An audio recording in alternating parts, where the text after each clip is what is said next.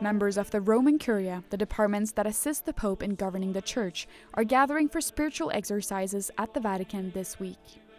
This year, the Lenten retreat is also for lay employees, as well as the officials of the Curia. This religious practice was inspired by St. Ignatius of Loyola. During the 1520s, the saint began writing about the emotions that overtook him, feelings of gratitude and anguish, consolation and sadness. Those meditations are the inspiration for the exercises of today. The Lenten exercises are intended to help the participants to deepen their prayer, help them focus on the season, and make a true journey of personal renewal. Pope Pius XI was so influenced by the writings that he mandated the spiritual exercises for the Holy Father and officials of the Roman Curia almost 100 years ago. For a week, the participants will engage in Lectio Divina, Eucharistic adoration, silent reflection, personal prayer, and daily meditations led by a guest preacher. This year's meditations were offered by Father Roberto Pasolini, the new preacher of the papal household, on the theme The Hope of Eternal Life.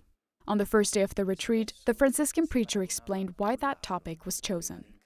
I have been very struck these past days by how many people, including several journalists, have approached me asking, "Father, why did you choose the theme of eternal life? Is the Holy Father that unwell?" And the simple answer is no. It's because eternal life is our greatest treasure, and we must constantly meditate on it, not because of the Pope's condition, but because of the hope we carry in our hearts.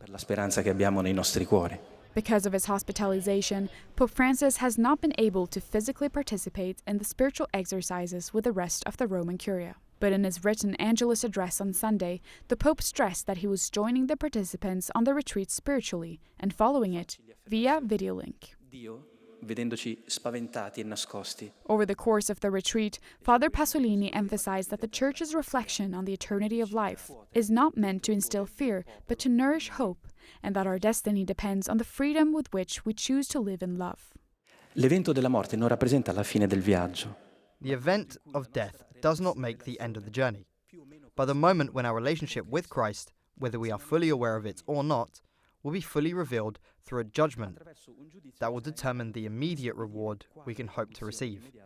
To prevent this from becoming a mere calculation, as we may have sometimes risked seeing it in certain periods, the Catechism cites the words of St. John of the Cross, who reminds us, in the twilight of life, we shall be judged on love. Alla sera della vita saremo giudicati sull'amore. Father Pasolini stressed that the resurrection of Christ, the promise of eternal life for all, is the hope, essence, and summit of the Christian faith proclaimed by the Council of Nicaea. He highlighted the need for believers to rediscover the value and beauty of eternal life, especially during the holy year of the Jubilee and amidst the Holy Father's current suffering. The retreat will conclude on Friday, which will mark 1 month since the Pope's hospitalization. In Rome, Bénédicte Cedergren, EWTN News Nightly.